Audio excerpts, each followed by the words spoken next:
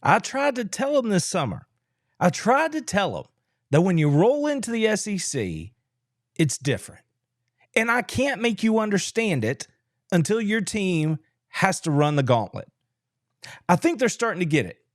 But there was all that talk. There was all that talk here on my channel, across my pages, across the nation, about the number one team in the country with a bullet, the runaway choice as the best team in the land, and poor old Georgia. Poor old Georgia had to go on the road, shouldn't have even got on the plane. And all those dogs did was roll into Austin. All Dog Nation did was roll into Austin, put a serious hurting on their brown water supply, paint the town red and black, and leave those Longhorns horns down, black and blue. That's what happened. Georgia had 3 turnovers and still won by 2 touchdowns on the road against the runaway number one team in the land, and put everybody on notice that if they figure it out, you better be concerned. And I don't care who you are. Georgia played very, very far from their most complete and best game. But on the flip side of that, the defense that we all thought we might see is the one that showed up. The DNA traits that make this program what it is, what it has been, and what it will be were on full display Saturday night in Austin, Texas. Here's what Texas did. They bumped their gums. Their fans did. Their starting quarterback did all off season. And all those Longhorns did was show up in front of millions and millions of fans and take the biggest loss at home by an AP number one team since 1982. That's 42 years ago. I'm old enough to actually remember 1982. That's a long time. We're going to talk about that and a lot more on this week's edition of the How About That Dogs Cast. And I'm just going to start. We're going to walk through the whole thing. We're even going to look ahead a little bit to what the Dogs have coming down the road. But I had to start at the beginning. And it's a fellow by the name of Niccolo Machiavelli once put pen to paper and said, if you're going to shoot the king, don't miss. Now, if that's a little too old school for you, back in the early 2000s, there was this show on TV called The Wire. A fellow on that show by the name of Omar put it in a little bit more culturally relevant terms with one of the greatest lines in television history. And Omar says, if you're going to come at the king, you best not miss. Now, you might be wondering why I'm referring to Georgia as the king in this scenario. Texas was the number one team in the land. That's what everybody said. Poor old Georgia. They decided to get on the plane anyway and head on out there. Take their shot against the mighty Longhorns. And they proved who actually runs this thing. They showed and reminded everybody across the country that if you were talking about the SEC, and specifically if you're talking about college football on the broader scale, it runs through Athens, Georgia. Now, I could have told you that before the game, and all I would have gotten was all that gum bumping from all those shorthorns. And then the games happen, and reality smacks you in the face. And then you come to understand that there's a lot more to this league than just showing up and telling everybody that you were going to run things. Now, Kirby wasn't going to have any of that. All that talk, all those words. Everybody's saying Texas is going to walk into the league. They're just going to take over, dominate everything in their first year. They've got more money. They've got more resources. They've got all the players, got the best coaches. Entitlement. That's what it oozed. Entitlement. Kirby Smart says, no, that's not how it's going to go down. Let me show you the way. And that's what happened on Saturday night in Austin, Texas. I listened to somebody else this week. Like I said, I don't watch a lot of the Georgia Bulldog podcast, not out of disrespect or disinterest or anything like that, but I don't want to pollute anything that I might say by listening to them and maybe having their ideas bleed into my ideas. And I don't ever want to be thought of somebody who's going to take somebody else's idea, right? So I don't listen to a lot of the Georgia stuff when it comes to podcasts and people who kind of do this sort of thing. But I do listen to the national voices. And I heard on Sunday, a national voice, RJ Young, works with Fox. I heard him talk about Georgia in a way that I thought was very, very fitting. And he used the idea of a lion, the king of the jungle. And he talked about how that lion, he knows what he's all about. He just wants to hang out in the shade, stay out of the sun. Everybody knows he's the lion, right? You've got hyenas, you've got some elephants, you've got giraffes, you've got antelopes, all this stuff out there on the prairie, on the savannah, but everybody knows who the lion is. Apparently, Texas didn't get the message. And what RJ said was there comes a point when the lion has to decide that he's going to go do what lions do. The female lions, right? They're the huntresses. They're the ones who go out and get the food. That's what they do. They feed the pride. That's their role. And in the world of the lions, the male lions, they're the ones who lay down the law. They draw the line. They set the territory. Interlopers come into that space and they regulate. And to hear RJ talk about it, that's exactly what Georgia did on Saturday. Texas had ideas, somehow or another, that they were more than a Longhorn, that they might just be that lion. And then the real lion showed up and took what was his and reminded everybody in the process exactly what the lion looks like. Because in the SEC, as a whole, we've put college football on notice that it is different down here. You want to play against the baddest mofos in the game? Then you come down south. You play in this league. This is where it happens. You earn your bones right here. And then inside this league, there's only one team currently that can walk in like they own the place. And that's Kirby Smart's Georgia Bulldogs. And as much as it pains the Shorthorns to hear it, ain't nothing changed. Y'all are here and you weren't ready. You didn't understand. You did not have the perspective that I tried to give you back in the summer. Didn't want to listen. You're going to learn. You learned on Saturday. And now when I look down the rest of your schedule, I'm not so sure that you're done learning. That's a discussion for a different day. I told you last week that Georgia had to get right. They had to be serious because their college football playoff had already started, not because their back was against the wall. And if they lost against Texas, they were out of the playoff discussion. Not that exactly. That was part of it. But it was just more about how they had to get things right.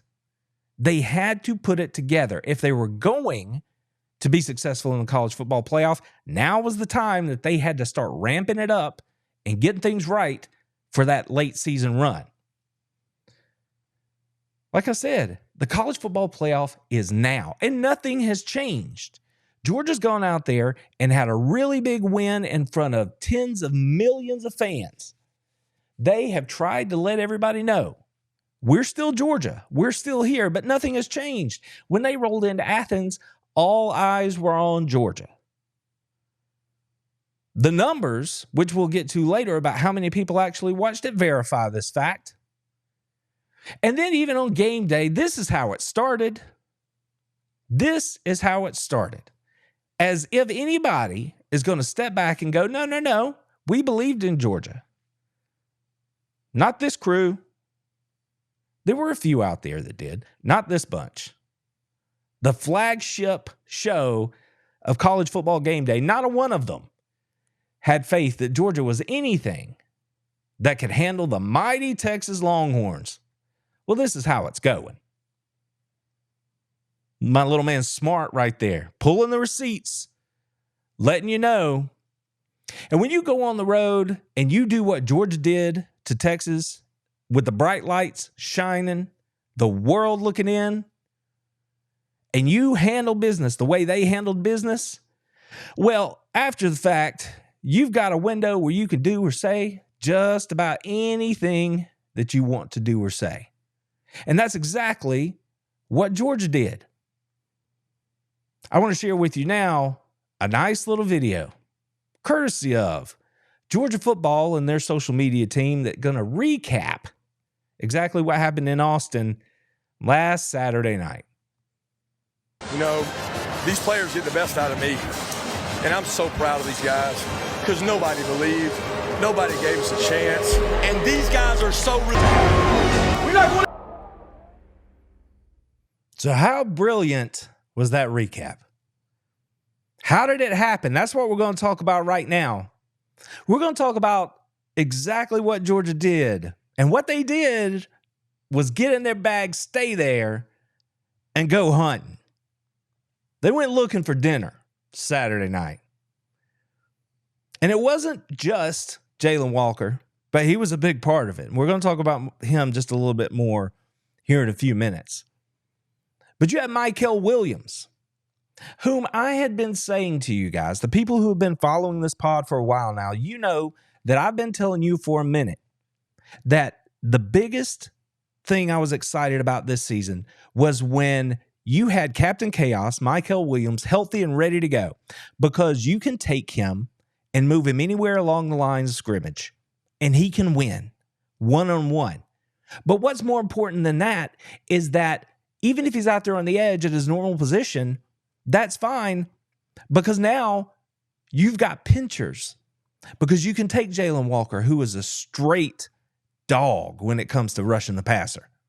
You can take Damon Wilson or Gabe Harris and put them on the other side and let them do what they do best, which is bend that edge, flatten to the quarterback, get the sack, the strip sack fumble, move him up in the pocket, because guess who's waiting? Warren Brinson in the middle on the push.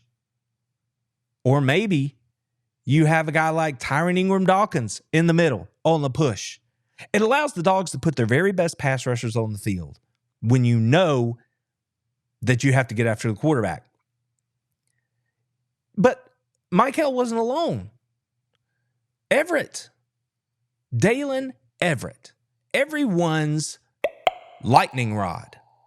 Well, everyone that maybe is just more casual than some of the folks who are in here with us tonight, because I know you guys know there's only so much you can do when it comes to pass defense.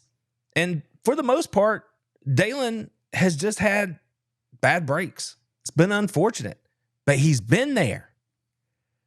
And this Saturday, he showed up in a big way.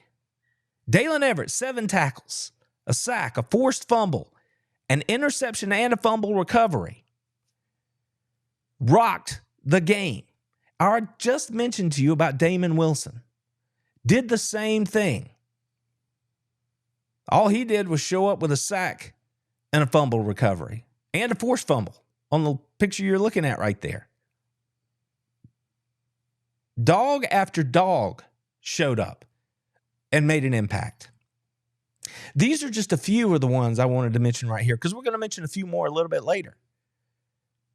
But Georgia, when it came to the defensive side of the football, showed up, showed out, and reminded everybody exactly who the big dog is in this conference.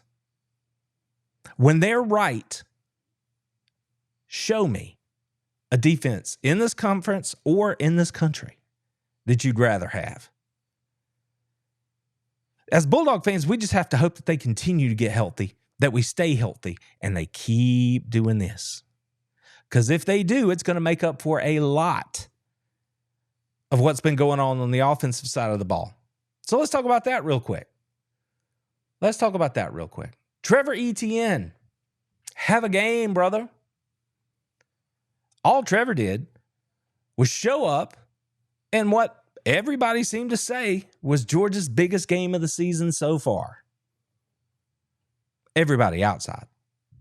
That's what they wanted us to know. All he did was show up, tote the rock 19 times, 87 yards, and the hat trick for touchdowns. Punched it into the end zone 3 times on incredible runs. Power, speed, vision, determination, strain, and effort. That's what Trevor Etienne did on Saturday night. He said, I want to come to Georgia and play when the games matter. This one was pretty big. And Buddy showed up. He was a huge part, right along with that defense, in making in whatever the number is, the people in that Texas stadium, DKR, however many it holds, you see him?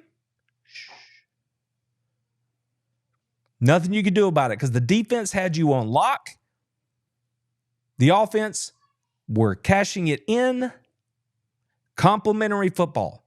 Hat tip to Brett Thorson, by the way. I don't know how much time I'm going to spend on him tonight. Tremendous job in the punt game for Georgia on Saturday. Complimentary football.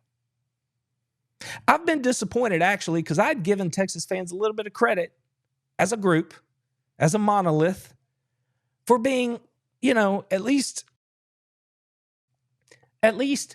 more informed than maybe your average fan. Now I'm not so sure. Because all I've seen since then was Georgia, they didn't do that much with that defense. Our offensive line, they had an off night, or it was totally Quinn's fault, or they didn't do anything on offense because they had short fields, always neglecting to point out the fact about why they had short fields. It was because you were getting your ass whipped again and again and again. That's why. Now, maybe you could have played better. Maybe if they meet again, you will. But I'm still curious exactly where you're going to find a run game if this Georgia Dogs defense shows up the way it did on Saturday night. Because you couldn't run the ball.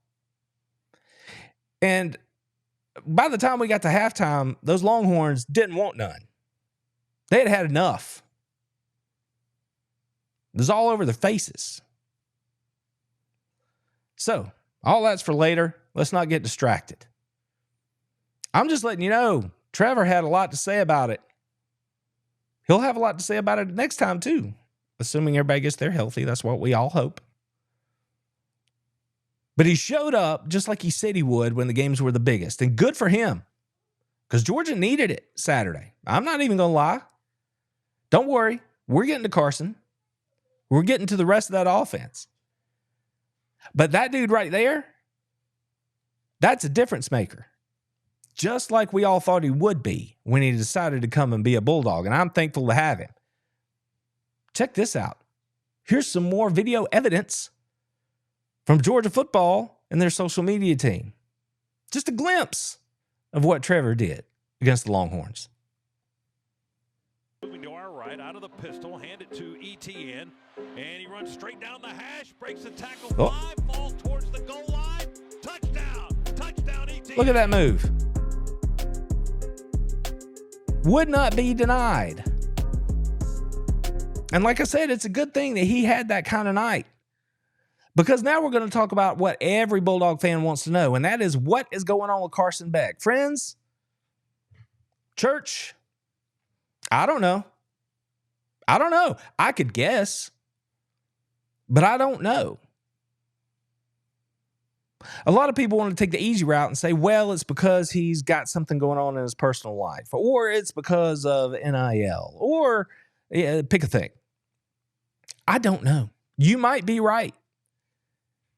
But one thing that we can all say is that he has not performed up to the level that we thought he was going to perform at this year. And I think we have very good reason to say, what's up, Carson? We don't need regression. We need you to be baseline. If you are baseline good and you don't help the other team, right now moving forward, we Dog fans are going to feel pretty good because we know what we've got on the other side of the ball. Those dudes are figuring it out. They are locking it in. Once you see yourself do something on tape and you're like, oh, that's how damn good we can be. Okay. You start wanting to repeat that. So I'm expecting that defense to just keep on working. Keep getting better. Again, assuming health, right? I expect them to just keep getting better. But Carson here, I'm not sure. I'm not sure. It's one of those situations where what we've seen from Carson for the most part this season has been what we saw from him the first 4 games of last season, where he seemed unsettled in the pocket. He seems like he's moving when he doesn't need to. He's just flat out making bad reads. And it's perplexing. He's managing the game great. He's getting them into the right plays. He is showing leadership when he's on the field. His teammates look to him. None of those things are the problem. The problem is execution, focus. And without us being in the meeting room, that's the best we can do. All we can say is if there's nothing wrong with you physically, then you just need to get a good night's sleep. Focus. I will offer a guess, and we're going to touch on it just a little bit more right here in a minute. Well, maybe we'll do it right now. Here's a number that's going to jump out to you, okay? Georgia's pass catchers this season have 16 drops, flat stone hands, 16 through 7 games. All of last season, 14 games, the Dogs only had 19 dropped passes. So let's start right there. If you are a quarterback, and we saw this at Alabama, now granted, kudos to Alabama, they impacted that game with their fan base. But we saw the miscommunication with Arian Smith on the screen, right? The change at the line. Carson makes the right read. The play, if it's executed correctly, could go for a big game. Arian doesn't get the call. Ball goes right into the chest of the Alabama defender. Carson's standing there throwing his hands up. Well, he didn't show his player up that way, but all of us did. We're like, what's happening? That's exactly what happened. Miscommunication, turnover, short field, Alabama scores. We know how that game goes. But Saturday night, that was different. Carson, he made bad choices. But when you have wide receivers that you can't count on, and I'm fully acknowledging that the players that are on the field right now are not the players that everybody thought they were going to be running with this year. Okay? Attrition, injury, bad choices, off the team, right? Not the same group. They're still good players, though. And the way Georgia's throwing the ball this year, which is something else I want to mention too, the way Georgia's throwing the ball this year, the percentages being out of whack, throwing it so much more than they run it, well, that shows you that the coaching staff has full belief in what Carson can do. They want to put the ball in his hands, and they trust the receivers they still have. But then I give you the number about drops, and you're like, that hurts, puts you behind the chains, can get you off rhythm and in trouble in a hurry. Now, a great defensive performance like we had the other night Well, that covers up a lot of things. But you can't expect that every time out. We all want it to be that way, but in the real world, you're not going to have something that dominant happen every Saturday. If we've learned anything in 2024, we've learned that you cannot count on having the same team Saturday after Saturday. Now, the top tier programs are going to be much closer to that, but it's still not going to be the same team. This year should show all of us that. It's like Kirby said in the locker room after the game against Texas, every team in the SEC can beat Georgia. Every one of them, if they don't show up and play their best. So if Georgia wants to be successful, they have to lock in, focus, and handle business. BTA the rest of the way, as far as I'm concerned, for that defense. But that offense, you got to come along. You got to do your part. Carson on Saturday night, 23 of 41, 175, 3 interceptions, 0 touchdowns. In the game, I'm like, okay, one of those wasn't exactly his fault. The other 2, really bad choices. Really bad choices. But I went back and looked. I don't feel that way now. I thought the one to Lawson Lucky was more Lawson's fault. Maybe he skipped a beat at the end there as the ball was coming, put himself in position to be forced to reach for the ball. When I went back and looked at it, I'm like, no, he just didn't make an accurate throw. You put that ball on Lawson's hip, he probably walks into the end zone.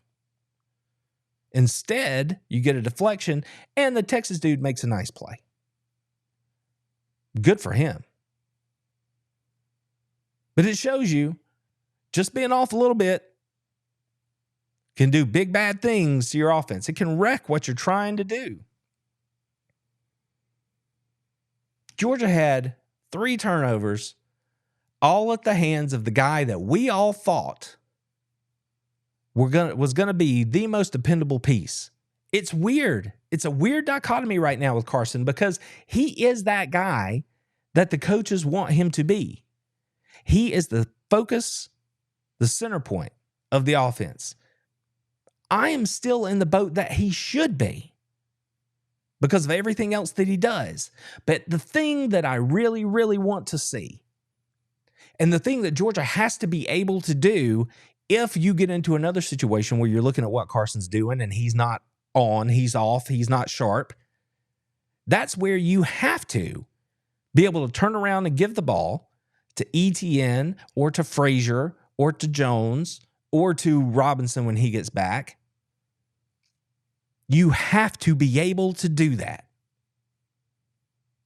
I told you last week that I think the biggest issue, if I were going to boil everything down to what Georgia's issues have been this year, it would be inconsistencies along the offensive line. Because if you're Carson Beck and you've got wide receivers that are out there and they're like dropping passes, running the wrong routes, you're not certain you can depend on them. And it's like there's a turnstile out there with the different people rolling in, and these are the guys you have to depend on now. That can make you a little uneasy because all those dudes that you spent the offseason working with, well, half of them aren't here right now. So they're figuring that part out. And then you've got an offensive line that at times this year has just cut players free. They've just cut them loose. Happened against Kentucky. Carson took a big hit or two. We saw this week where on the 4th and 1 late in the game, after Carson's run to pick up a first down, Georgia still had an opportunity where they needed to pick up another yard. And they were going to go for it. 4th and 1. That was a show me moment for that offensive line, and it did not happen. That's inexcusable. You got to get behind your pads and move another man in that situation. This offensive line for Georgia has to be depended on to be able to do that. Going back to what I said earlier, they are in the college football playoff right now. All of these things matter. Green, Truss, Jared Wilson, Dylan Fairchild, right? Got to fix it. They played okay against Texas. We need them to level up. I understand Ratledge might be back. That'll be nice. That'll be nice. But I still wish we had some younger bucks that maybe we could do something with the tackle rotation. Because those two dudes, for whatever reason, especially Green, they don't look like they looked last year. There's areas for improvement there. And if you're Carson Beck, you might be that dude. But if you're unsure about your wide receivers and you're unsure about your offensive line, these things all work together. So does Beck have to play better? Abso-damn-lutely. Absolutely. Because decision-making has nothing to do with the offensive line or the wide receivers. You can still make the right decision, and then those dudes have to do their jobs. He has to play better. But don't do yourself the disservice of going out and telling everybody else, well, it's all Carson Beck's fault. That's not the case. But even with all of that said, I mean, all Georgia's done is go out and score at least 30 points each of their last 3 times out, right? They are still scoring the football. Imagine if it comes together. Imagine if Carson Beck looks a little bit more like the guy who throws for 250 yards every Saturday than the guy who throws for 175 with 3 turnovers. Give us 250 yards every week. A touchdown through the air would be fantastic, maybe 2. Let that defense eat. Let's work on running that football. Keep everybody healthy. Let's ramp this thing up because there are teams on the schedule that can still beat the Georgia Bulldogs. They're on a bye week this week. That's good. Let's get some people healthy. Because when they come back, we all know who's still out there. Florida, Ole Miss on the road, Tennessee at home, who seems to sort of be figuring things out even though they're struggling on offense. And then you finish with Georgia Tech. I know about Georgia Tech, but they're going to fight this year. They're going to fight. And Georgia will have to show up and not beat themselves to win that game. But back to the defense. One of the things I said last week, and I said it on a couple of different places on this podcast, but I also said it everywhere else I went last week. Thankfully, people still think enough of me to go have me come sit in on their pods and talk football. So I don't remember exactly where I said this phrase, but I said something to the effect of Georgia has to have better leadership on the field. I misspoke last week. I said Roquan Smith was the guy who a couple of years ago at Tennessee got after Channing Tindall. It was not Roquan Smith. It got me years all messed up. Nope. That was Nakobe Dean. Nakobe Dean. Roquan did it back in 2017. He did it back against Oklahoma in the Rose Bowl. A couple of years ago, that was Nakobe Dean getting after Channing Tindall against Tennessee down inside the goal line, demanding accountability on the field for performance in the moment. I'm like, that is what Georgia has to have. And I explained why that could have been a little shaky so far this year. But that's what they have to have. Good news, Bulldog fans. Good news. Because we saw that this week. Think back to that video we watched earlier here tonight. We saw Jalen Walker on the field leading his troops Saturday night. We saw Michael Williams doing the same. We saw the young dude, C.J. Allen, staying after the guys, trying to lead. But Walker, given the night he was having, everybody knew he was running the show. To have him approach you between the lines and say, hey, cut it out. That ain't right. Do better. Man, if you got that, those dudes are going to listen. When you're rolling up 3 sacks, 8 tackles, when you're having a night like that, yeah, they're going to listen. They will respect that. That's what we saw on Saturday night. In case you missed it, here it is.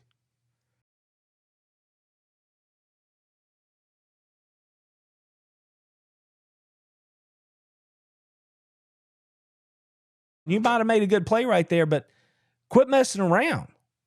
Get back up here to the line. Next play. Work to do. Makes you feel great. And then he's out there making play. All he did, just go make another play. Just go make another play. And I show you the picture of his Conor McGregor walk after the sack on Arch Manning. He took 2 seconds for himself, 3 seconds, whatever it was, and then he hustled his butt right back over there and got ready to play the next play. And when you're having a night like he has, you can strut a little bit if you want to. I'm not going to say a word to you about it, brother. That's how that goes. Jalen Walker had one of those nights that you're just like, how does this happen? Well, again, if you're familiar with this channel, you know I've been telling you all off season that the thing that got me the most excited about this unit, about this team, was this unit. Because look at who's there. Look at the just raw ability of the guys that are lining up in pass rushing positions for the Dogs right now. Jalen Walker, Michael Williams, Gabe Harris, Damon Wilson. And I could keep going. Let's mention the middle linebackers real quick right here. Raylan Wilson, C.J. Allen. And there are more. Chris Cole, true freshman. With a vertical, he outjumped the Texas wide receiver who outjumped just everybody you know. I promise you that. And Chris Cole jumped up there and almost picked it off. By the way, the best linebacker in the country who's a true freshman, Justin Williams, he can't even get on the field right now. This unit makes you happy if you're a Georgia Bulldog. It makes me happy because I'm a defensive guy. That's all I ever did. That's where I studied. And to know that I got these dudes who can flat get after the quarterback if they do what they're supposed to do on first and second down and put them in position to go eat, holy hell. It is exciting to look at. And that's what happened on Saturday. And I told everybody that would listen to me in the run-up to the game, Georgia is going to shut down the Texas run game. They are going to squat and take away the short and intermediate pass game and play deep ball roulette.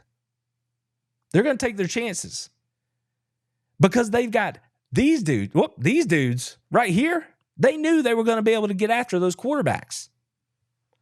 First round draft picks at tackle for Texas or not. I like my dudes better than your dudes.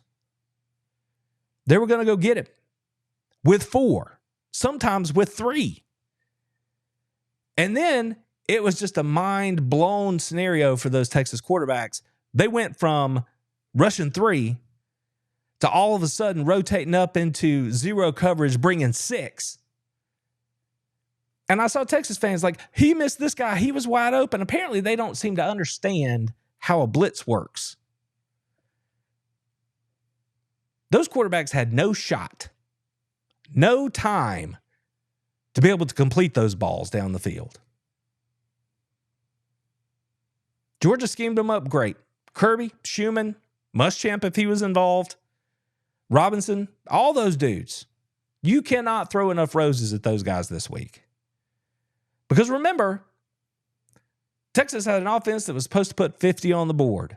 Runaway number 1 team in the land. And all they walked out of Saturday night with was a black eye, a bloody nose, and a big old fat L. Pretty nice, if you ask me. Now let's talk about the thing that everybody else seems to want to talk about. Not the pass interference, because they got the call right. The way they handled it, though, couldn't have been worse. Could not have been worse. Simply put, you cannot do what they did Saturday night. You just can't. You can't because once you set the ball ready for play, which they had done, and announced that it was Georgia's ball, the game moves on.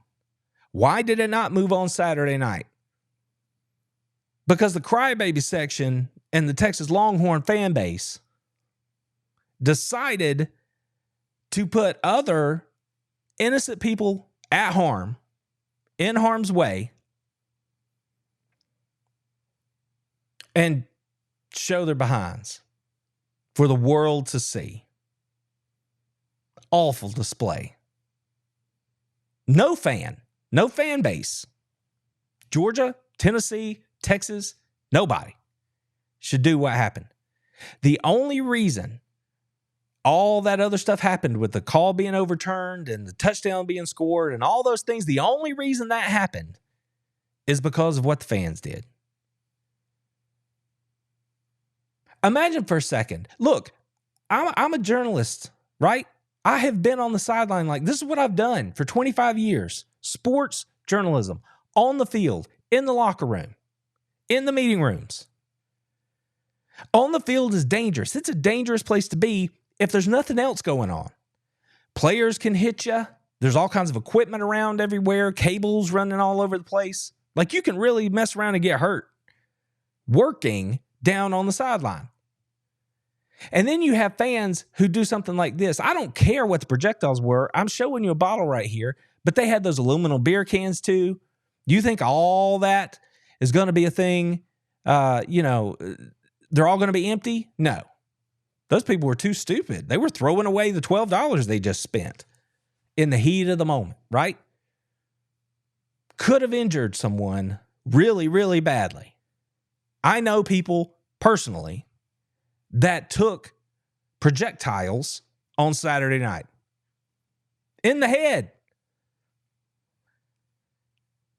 Imagine for a second, you're at the game, you're in row 1, 2, 3, 5, right down near the front. You're there. Okay, forget about yourself. You're there with your wife. You're there with your daughter, your son, your girlfriend, your mother, your old father, whatever.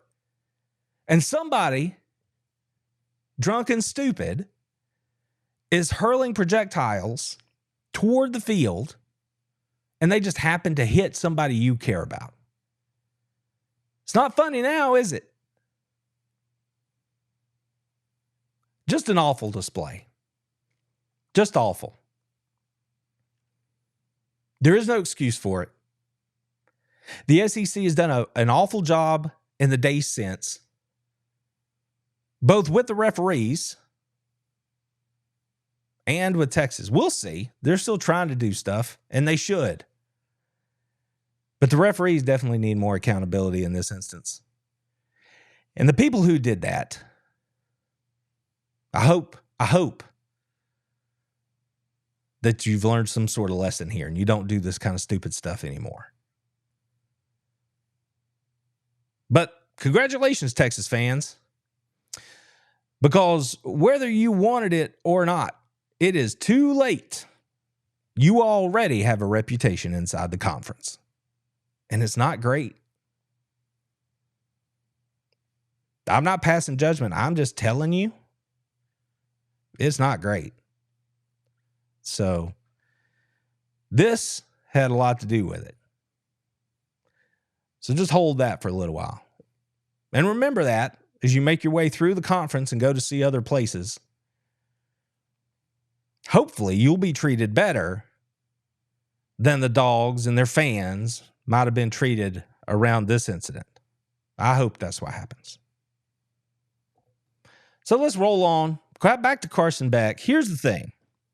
I was not nice to Carson earlier. I had a lot to say about how I think he's played so far and why. But here's the thing. I'm also going to be that guy who gives him credit. And I did a little bit earlier. Because of the way he's running the offense, the way he's leading his teammates, the things that they're asking him to do, he is doing.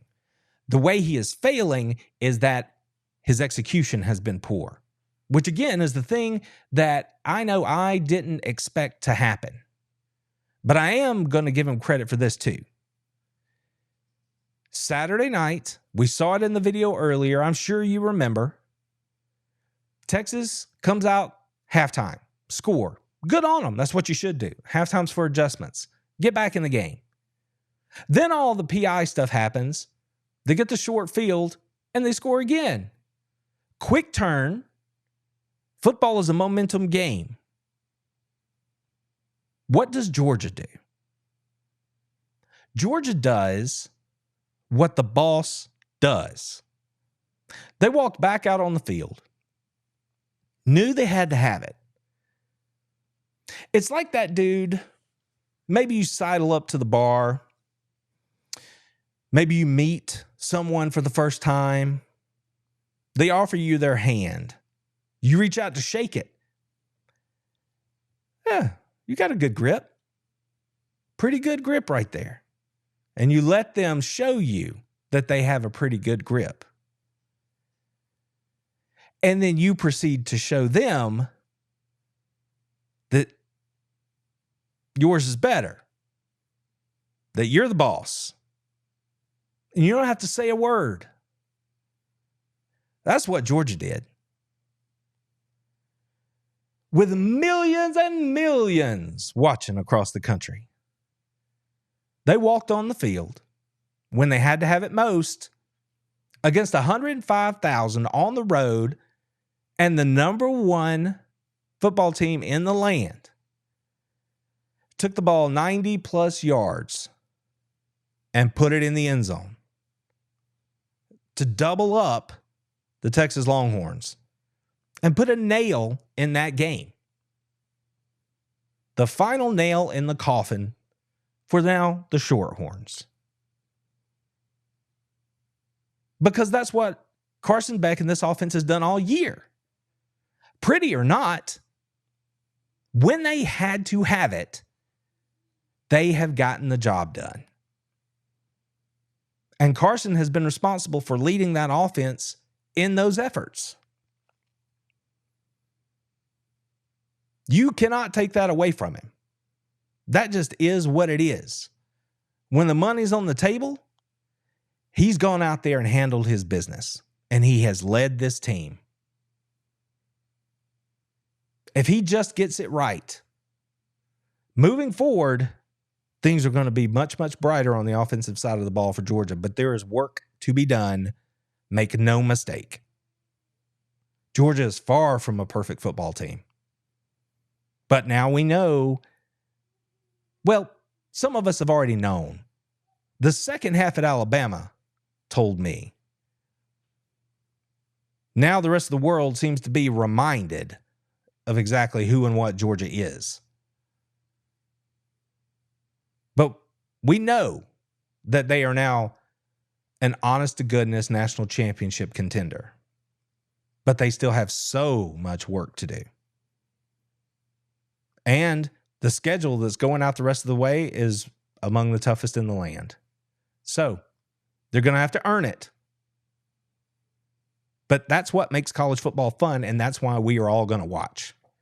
But as for Saturday night, 30-15, Georgia had 3 turnovers, went on the road to take on the number one team in the country, doubled them up in their house, handing them the worst home loss by a number one AP team in 42 years.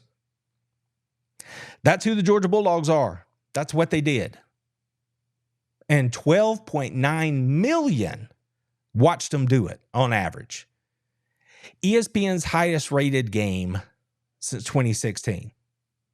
I didn't say Georgia's highest rated. I said ESPN's. I told you. It's a big game because Georgia's in it. I had some Texas fans try to say, no, Texas was the new factor here. That's why you got a higher viewership. See, nice try, but that is not what I said. This is ESPN's best showing. Remember, ESPN and ABC, they just got the games. Georgia produced higher numbers than this when the games were on CBS. It's about the Dogs. Take your L. Shh. Sit down. Just a reality. Simple and clean. Kirby Smart knows it. He knows that he's still building his record at Georgia, and it is impressive. This was win number 100 for Kirby Smart. Since taking over Georgia football in 2016, Coach Kirby Smart has a record of 117. 100 wins, 17 losses. And he's done it faster than the greatest of the sport have ever done it. Faster than Steve Spurrier, the bane of my existence growing up. That's why I hate Florida so much. He wouldn't care. He hates Georgia. Fair enough. And then the greatest college football coach of all time, Nick Saban, took him 118 games to get it done. Took Kirby 117. Sports fans like to talk about numbers. That's a pretty good number right there. And what else happened this week? When you win a game like that, the way they did, people take notice. Kirby was named Bear Bryant Awards Coach of the Week. And his players, we could probably identify them. Jalen Walker, SEC Co-Defensive Player of the Week, right along with Michael Williams. One hell of a performance by the Dawgs. And what's more than that, Kirby was feeling himself a little bit, really emotional, had a lot to say after the game. We all heard it, but I just thought it was kind of funny. He was so pissed off that whether it's at the referees or at the conference or just the way the game went, whatever it was, he was ticked off, and he showed us a glimpse of what I, as a Bulldog fan, hope to see the rest of the way. That would be dark Kirby. Taking no prisoners. Right?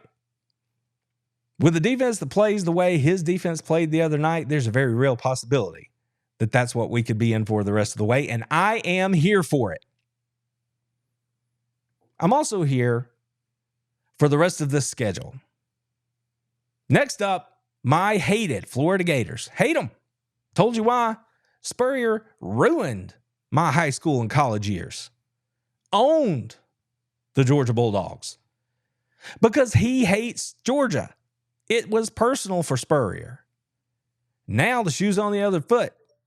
Kirby Smart hates him some Florida. And that's why the Dogs are handling business the way they're handling business right about now. Against the Gators. And I'm here for that too. I know Florida's struggling. Don't care. Georgia can't beat them bad enough. Let them show up and hang 50 on them, and I'm going to love every stinking minute of it. Everyone. Let it be a close game. I'm going to love that too. Because who doesn't like to stick the knife into your rival if you come out of there with a win? I sure do. Come on, Dogs. We'll see y'all after this bye week. Dogs are off this week, but when we get back in, it's going to be those Gators, and I am looking forward to it. The Georgia Bulldogs strolled out to Texas, walked into DKR in front of 105,000 fans, had 3 turnovers, and still won by 2 touchdowns against the number 1 team in the country, handing the Texas Longhorns the biggest loss at home by a number 1 AP team since 1982. In 42 years, nobody had done it the way the Dogs did it this Saturday night. And because we're on a bye week, I wanted to take a little bit of time and walk my way through it. We also looked ahead a little bit to the Florida Gators. They're going to get their shot at the Dogs soon enough. I, for one, cannot wait. Humility is always 1 week away in the SEC. That's true for Georgia, just like it's true for Texas, or Alabama, or LSU, or anybody else you want to throw out there. Don't think I don't know it. When you've been a Georgia fan as long as I have, you fully understand humility is just 1 week away. So the Georgia Bulldogs put the world on notice. College football still runs through Athens, Georgia. Anybody else can say anything they want to. But the on-the-field results, they matter. That's why Georgia's number 2 right now instead of number 1. On-field results matter. Everybody has to deal with them dogs. There's only been one team that's given the Dogs any kind of a road speed bump at all over the last handful of years. And at this point, I'm not so sure that we're going to see that team again this season. But the Dogs have to improve. They have to get better. They have to become that complete football team that they want to be. If they do that, then the rest of the college football world should, well, we're coming up on Halloween. Be afraid. Be very, very afraid. Thank you all for being here with me. I really appreciate it. Thank you to everyone who spent the last hour with me listening live here on YouTube. Take care of yourselves. Take care of your friends. Take care of your families. Take care of each other. And go Dogs! Told them, how about them fucking dogs? That's what I told them.